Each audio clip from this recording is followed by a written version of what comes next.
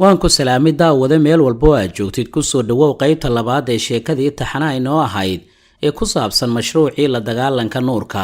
qaybta koowaad waxay inoo joogtay markii uu ka sheekeeyay shantii tiir ee ummadda la'aanteed aanay tamarinayn oo looga baahan yahay sirdoonka caalamka inuu u ilaaliyo ummadda, waana badqabka ama moorada oo kala ahaa badqabka maskaxda, madaxda iyo sidoo kale maamulka jira, badqabka cilmiga iyo xigmadda awoodda saameeya, dhaqanka, dhaqaalaha iyo arrimo kale. buugga mashruucii la dagaalanka nuurka waxaa qoray Cabdiraxmaan Cusmaan Jaamac. soo gudbinta sheekadan waxaa taabageliyay Cisbitaalka Marwa Fertility Center. ma ogtahay inay jiri karaan xanuuno kuu diidaya inaad ilmo dhasho, diintana kuu ogoshahay raadinta ubadka alla ayaa bixiye. fadlan booqo Marwa Fertility Center. qaybta labaadna waxay ku bilaabanaysaa qolada kaliya ee la igala dardaarmay inaan ka feejignaado waa qolo dalka ilaalisa oo suuqa iska joogta, dadkuna aanay gebi ahaanba aqoonin awoodooda iyo wejiyadooda midna. dal bilaa sirdoona waa sida jir bilaa beer ah oo sunta ugu yar ee soo gashaa ay galaafan karto jiritaanka noloshiisa. marka hay-adda sirdoon ee u dhimatay iskeed ama loo dhantaalo ku talagal, waa bartaa halka ay ka bilaabanaysa dhaawaca qaran u dhutin karo. maqnaashaha difaacu waa dahab aanay jirin qiimo kale oo aan ku doorannaa, waana dariiqa ugu mudan ee aanu danahayna ugu fushan karno, weliba walwal la'aan. guryaha ma jirto dowlad ka warhaysa ama cid kiraysa, mana danayso inay u raadgurto waxa lagu qabto aqalada hoostooda. dadka hantida lehna waxa u daran lacagta kirada, taas ayaa isiisay fursad aan si fudud aan ugu heli karayo goob aan ka fuliyo howlgalkayga. rugta aan yagleelay hal mar ayay iga fashilantay, markaas oo raad taban aan kaga tagay maankayga. degmadii aan degay waxaa joog iyo jiif ii diiday oo kaadida igu dhajiyey koox aana cidna matalin oo haddana leh awood weyn. guddi isku duuban ayaa ka dhisneed oo meel sare ka ilhaysatay. waa guddi ay u dabacsan yihiin maamulka jira, si fiican ayaa loo dhegaystaa oo soo jeedimahooda waa la taageeraa xilli kasta oo howlgalkooda ay fushanayaan. gabar yar oo aan u hanweynaa kana tirsaneed facii dhaqso ula qabsaday hayaanka cusub ayaan afkeedii ka guntay magaca kooxdan oo ahayd guddiga wanaag farista iyo xumaan reebista. degmadii waan uga soo guuray guddidaasi oo ku xoogganayd darteed iyo dadka deggan oo ahaa qaar dambeeya oo neceb cadow u ah isdhexgalka jinsiga kala duwan iyo indhafurka barbaarta. xaafadaasi dhaqanka ka jira ayaa dhaabad waxa uu ku ahaa qorshahayaga oo ku bilaabmay inaan fursad aan isku siino wiilasha iyo gabdhaha gayaanka ah ee lagu kala fogeeyo dhaqandoolka laga soo waariday bariga dhexe. tallaabada koowaad waxay ahayd in la yagleelo goob si fudud u kulmisa gayaanka isku jeelan ee israba ee jeelasha lagu kala xiray, loona diiday in ay neefsadaan oo mar wax ka raaxaystaan nolosha iyaga oo xor u ah dareenkooda.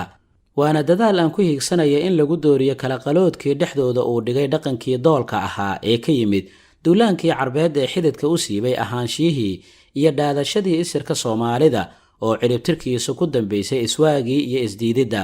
waa damac cusub oo aan ku abuurayno qofnimada cusub ee lagu tilmaamsan karo horu socodnimada guusha wadata. dhanka kalena waa halgan xornimo doon ah oo lagu hananayo baadisooc luntay oo albaabkoodii hore si kasma darro ah u tuureen. waxaan saaraynaa dooni badweyn raagan ah oo aan meelna u socon, iyada oo aan dejinayno degal nololeed u diyaarisa duni cusub oo ku ababisa dhaqan iyo dhismo casri ah oo lid ku ah wax ay mar ku dhaadan jireen, si ay si sahla ugu aqbalaan waxa aan doonayno inay aqbalaan ee ilbaxnimada iyo indhafur bilow u ah, iyada oo lagu soo jiidanayo waxyaabo kale. anigoon waqti iska lumin ayaan judhiiba 2 guri oo cusub ka kiraysay masallaha iyo jigjiga yar. waa 2 xaafadood ee aad howlahaaga si fiican ugu fushan karta ayaan nisiri, ogolna inay cid kale ay ku dhex shaqaysato. wax kasta oo cusubna waa ay u furan yihiin inuu jaar ula soo noqdo, iyana waa jaalkooda koowaad ee u kala tartama wax ka dheefkiisa. waxaan ku tala jiraa inaan hantiyo dhallinyaro badan oo gabdho iyo wiilal leh. waxaan ku kasbanayaa waa lacag iyo dhasarcaad. mustaqbal qurux badan ayaan u sawirayaa. 2daasi guri ayaana waxaan kulan ugu qabtaa iyaga. wiilasha ayaan doonaynaa inaan u samayno kuwa culimada diinta liida, filosofar ka ciiseeya, shakiga cilmi ka dhigta, waxay aaminsanaayeen muhmal geliya, malaha raad gura, wax kasta oo la xeerin jiray xoora, wax aanay garanaynin weyneeya, aqbalsan diinlaawanimadu inay horumar horseed ay u tahay, xadgudubka xorriyad u yaqaana, xuduudaha jeedha, dabarka ka fura doonistooda, cidna aanan dan ka yeelan, diinta ka fogaada, dunidana ku foognaada iyagoo haddana darkeeda ka haraadan. hablaha kulamo sooc ah oo qarsoon ayaan u abaabulnay. gabadha aan doonaynay inay soo baxda waa gabar xijaabka tuurta. xirashadiisa badownimo u taqaana, qaawinida ilbaxnimo u aaminta oo muujisa hilbihii sharfanaa ee u qarsoonaa, habeendhaxa xornimo u qaadata oo ku dhiirata inay hooygooda uga dhaxaan cudurdaar la'aan, dhexgalka ragga sinaan u haysta oo ku talax tagta ku dhexmilanka iyo kumarnaanta wiilasha, guurka gumaysi u macnaysata oo ka raagta in la adoonsan jiray rumaysata oo xornimo raadisa, necab talada sokeeyaha oo jecel taageerada shisheeyaha oo sidaas ku fogaata. howlihii oo meel fiican ii maraya ayuu ila soo hadlay ninkii Baawul ahaa, waxaana la igu amray inaan tago gobolka Sanaag oo aan fulo buurta Cirshiida. labadii habeennimo ayaan fuulay. subaxii ayaa fariin ay ii soo direen oo igu yiraahdeen xalay waxa aad fuushay buurta sida sirta dalkaas. waxaase la ii soo diray digniin ah in la ifarayo inaan degdeg aan uga soo baxo dalka oo nolosheeda halis ay ku jirto. dhaadhaca daalo markii aanu maraynay ayuu nin cawlani nagu joojiyay buurta hoosteeda, waxaana inagu yiri, adiga iyo kuwa ku soo diray Sanaaga iyo awoodooda ku idlaan. haddii aad mar dambe timaadana waad eedi doontaa. haddana fariinta gaarsii walaalahaada madow. cabsi ayaa lubigayga qaaday oo waa aan baqayay ilaa aan ka degay gigida Heathrow ee magaalada London. Paul Macmillan waxa aan ku booqday xaruntii ururka. si diiran ayuu ii qaabilay, waxaana uu ii sheegay inaan gaaray meel ay iyagu ay ka baqaan. waxa uu ku daray in Sanaag qorshe ay ka leeyihiin. haddana waxaan kuu furayaa bog kale oo sir ah. waxaanu igu yidhi, inta aan ku mashquulsanayn dagaalka Ciraaq, halkan waxaa laga taagay calan tawxiid leh. waanu garan weynay halka inaga soo hoos martay. 1988 ayaanu ogaanay inay awoodi ka soo baxayso halkaasi. arrintii ayaa ay ka wada hadleen Mareykanka iyo Ingiriiska iyo Israa'iil. Ingiriiska iyo Israa'iil waxa ay yiraahdeen hadda aan la dagaalanno. Mareykankana waxa uu yiri aan eegno sida uu soo baxo. haddana waanu garan la'nahay sida aynu yeelno. wuxuu intaasi ugu daray inay ciidamo geyn doonaan badda cas, iyagoo abuuraya burcadbadeed ay ka dhigtaan food saaro iyo sabab ay ciidamadooda ay ku keenaan badda. waxaana arkayaa qorshihii oo fulaya, weliba sidii uu Paul Macmillan uu iigu sheegay. taasi waxaa ka sii daran oo maanta taagan waxa uu si cad iigu sheegay 2016 in Somaliland ay ka soo weerarayaan dhanka bari. waxaa lur igu haya ogaanshiyaha sababta uu u doonayo dagaalka bari. aniga oo aad moodo in jirka uu aad ii damqaday iguna damqayo dadkayga ayaan la soo booday. waa kan dhacaya ee maxay ilaa iyo xadka muhiim idinku noqotay inaad weerarkan qaadaan. Paul isaga oo aan ii jawaabin ayuu eegay ergey kale, waxaanu igu yiri, walaal Berg ayaa kuu fuli doona bogaasi. Berg ayaa hadalkii qaatay oo waxa igu yiri, waxaan ka fikirayaa inaan isku beegno qaska Sanaag iyo qabsashada Qudus. waxaan weydiiyey waa maxay xiriirka ka dhaxeeya Sanaag iyo Qudus. wuxuu ii sheegay markii ugu horreysay dunida inay ku guuleysteen faafinta jahliga iyo sidoo kale qarinta cilmiga dhabta ahaa ama kaag. way yar yihiin cidda taqaanaa cilmiga sida dhacdooyinka dhulka isku saameeyaan iyo muhiimadda dhuleed ee ka dhaxeeya Sanaag iyo Qudus. muslimiinta waxaa loo sii sheegay in markay camirinta Qudus ay magaalada Madiine xirmayso. sirtan waxaa haya in yar oo ka mid ah dadka awoodda laga ilaaliyo. Paul Macmillan ayaa ku soo noqday isaga oo aan wardoonkayga ka jecel inaan amaradiisa qaato.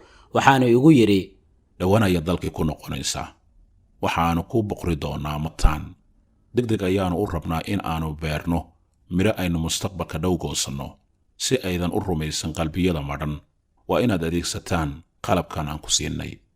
marka aad doonaysid in aad bi'iso dalagga beeraha, shinnada ayaa la beddelaa. marka aad doonaysid inaad xumaysaha fikirka wanaagsanna, wax dadku akhrisanayo ayaa la abuuraa. nin murtiilo shiineesa ayaa laga hayay. haddii qorshahaada uu yahay 1 sano, bariis abuur. haddii uu yahay 10 sano, dhir beer. haddiise uu yahay 100 sano, carruur waxbar. innaga qorshaha ina eryanaya waa uu ka duwan yahay midkaas. waxaynu ku cararaynaa cadceed galbeed ka soo baxaysa oo aanan garanaynin goor ay dilaaci. waxaa gebi ahaanba isbedelaya 2012 qorshe 300 oo go'an ka soo shaqaynaynay. way adag tahay inaynu maamulno xitaa doqmihii. wax walba waxay u shaqaynayaan si lidinagu ah, mana garanayo sida ay wax u dhacayaan. waxaan dalkii ka soo degay aniga oo sita buugaag badan oo falsafada oo ay qoreen rag ay ka mid yihiin Aristotle, Plato, Socrates, Hegel iyo kuwa kale. kulamadii oo halkoodii ka sii socda ayaan buuggii u qaybiyay dhalinyaro dhowr ah. waxaan ku iray erayo beer la xawsi ahaa oo aan qalbigooda ku xadayo. waxaan ugu yeedhaa, balaatihii Soomaalida ayaa tahay. waxaan dareemayaa inay qab ay gelisay arrintaasi. waxaanse ogahay kuwa gashada kabaha falsafada iyaga oo aanan aqoon fiican u lahayn inay darka shakiga ay ka biicabaan oo ay galaan mugdiga. sidaas ayayna garashadu ay kaga luntaa. markii ugu horreysay qolo aan dalka ka bixin ayaa baraha bulshada ku soo qortay erayo ceebayn ku ah asalka diinta islaamka waxaanay shaki ay geliyeen iimaankoodii arrintaasi ururka si weyn ayuu iigu soo hambaliyeeyey Paul Macmillan ayaa ii soo qoray fariin gaaban oo aan wada fahmin aniga waxaa la gaaray waqtigii uu soo bixi lahaa boqorkii qarsoonaa sug oo diyaar u noqo fariintii markii aan aqriyay ayaa aniga oo arkaya ee ismasaxday iyada oo weliba gubanaysa argagax iyo cabsi ayaan dareemay wadnahaygu waxa uu noqday mid gariira waxaan weydiiyey waxa fariintii gubay waxaanu ii sheegay in jinka heshiis ay kula jiraan oo arrimo badan ay ka wada shaqeeyaan qabiilooyin kala duwan ayay leeyihiin hadda reerka noo qaabilsan internetka waxaa la yiraahdaa Zilla halkaas markii uu maraya ayuu ismaray oo ka carooday inuu sirtaasi uu sii dhex galo waxaan la xiriiray koonfurta aniga oo doonaya inaan mashaariicda aan ka fuliyo ama aan ku faafiyo dhulka Soomaalida ay degto Muqdisho hawsheeda wiil yar ayaan u dirayaa ayuu igu yiri Paul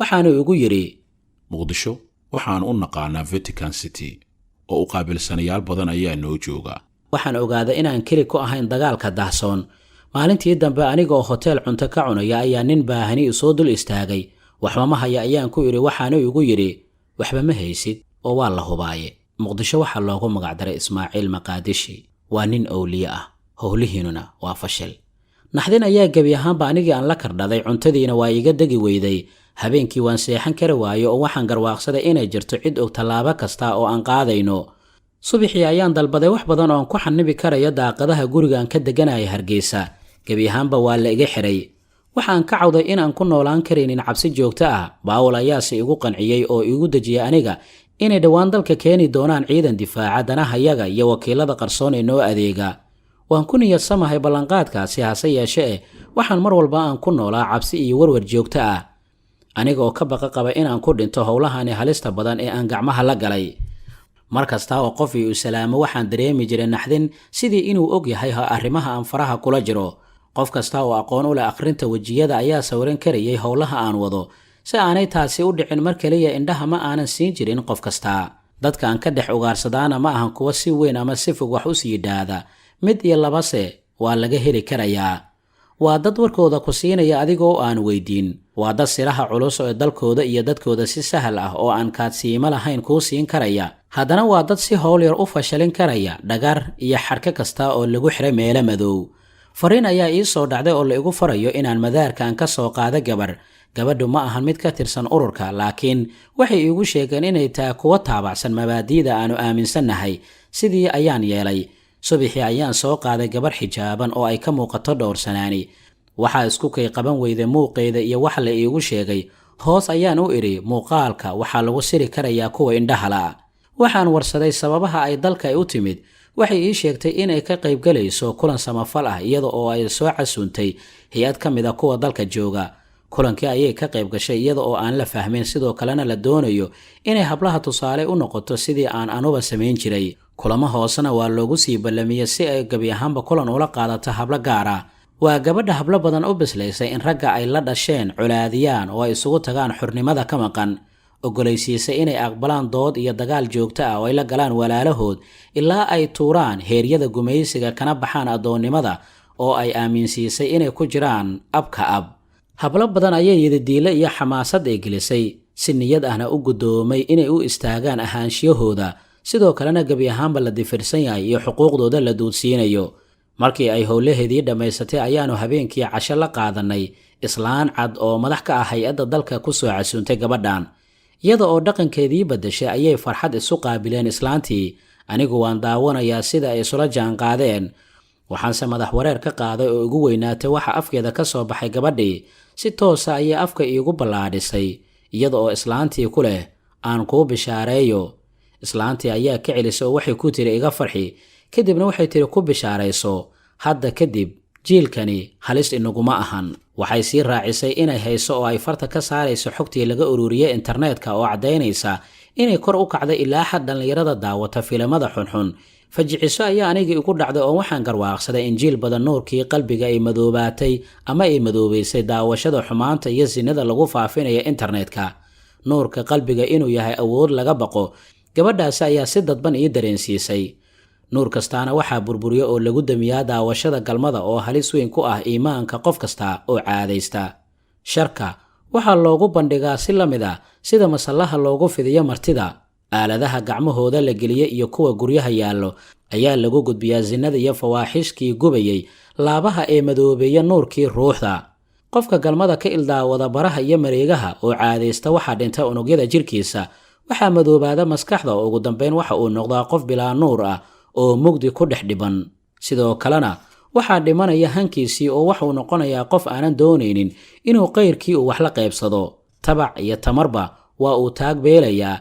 waxa kaliya ee rabitaankiisa ku soo afmeerayaa waxay noqonaysaa in uu furaashka dul yaallo ama gebi ahaanba sariirta sida meydka oo kale. cunto iyo caadadii xumayd uu iska wato ayay gebi ahaanba ku soo ururaysaa raganimada, kartida iyo hibadii uu lahaa. haddii uu sii joogtayo dhaqankaasi xun wuxuu halis ugu jiraa foolxumo weyn. xooggiisii jireed waa uu burburayaa oo muruqiisii wuxuu u burburayaa si daran. cid jilicsan iyo candho xooleed ayay gebi ahaanba u ekaanayaan murqihiisii duubnaa. halistu waxay ku sii hogaamin karaysaa inuu dhuuxa uu shubmo oo lafuhu ay dhammaadaan. kolkaasi wuxuu qarka u saaran yahay xanuuno ba'an oo galaaf ajashiisa ama oofsada. qofka doonaya inuu ka waantoobo caadaysigaasi liita ee caafimaadkiisa iyo caqligiisaba u daran wuxuu haystaa fursad uu muddo yar uu ku soo kaban karo jirkiisa. xubnihiisa ilaa iyo 3 bilood waa ay soo noolaan karaan, hase yeeshee inuu dib u kabto hanka qofku waxay ku qaadanaysaa muddo dheer oo aanan ka yarayn sannado dhowr ah. faqa naftayda ku fogaada iyo halka fog ee ay ila tagtay eelka ay ka warrantay gabadhu ayaana ka tirmaynin ruuxdayda inta aan iilka ka sokeeyo. waddanka Kenya ayaan isku raacnay subaxii xigtay. markii ay gabadhii magaalada Nairobi gaadhay waxay la soo baxday dhaqan cusub oo kii aan malaysanaya ka duwan. maryihii ayay tuurtay oo inta ay sidii hablihii reer galbeedka u labisatay ayay dhex gashay gaala badan. waxyaabaha ay samaysay waan la tacajabay. aniga Nairobi wax badan kuma aanan hakan oo waxaan u sii dhaafay magaalada Lisbon oo Boortaqiiska ah. halkaasoo lagu casuumay shir qarsoon oo lagaga arrinsanayo sidii uu ekaan lahaa aayaha siyaasadeed ee Soomaalida Koonfureed. shirkii ayaan kula kulmay Berg oo ahaa ruuxii gudoominaya howlaha la hayo. waxay isla soo qaadeen sidii Soomaalida loogu samayn lahaa nidaam federaal ah oo sii murjiya mushkiladaha hadda dhex yaala. halkaa inoo joogto qaybta xigta ee sheekada mashruucii la dagaalanka nuurka. waxaa buuggaani qoray Cabdiraxmaan Cismaan Jaamac. waxba kama bedelayno kumana dari doono insha Allah. qaybta xigta inta aan ku kulmi doono nabadgelyo.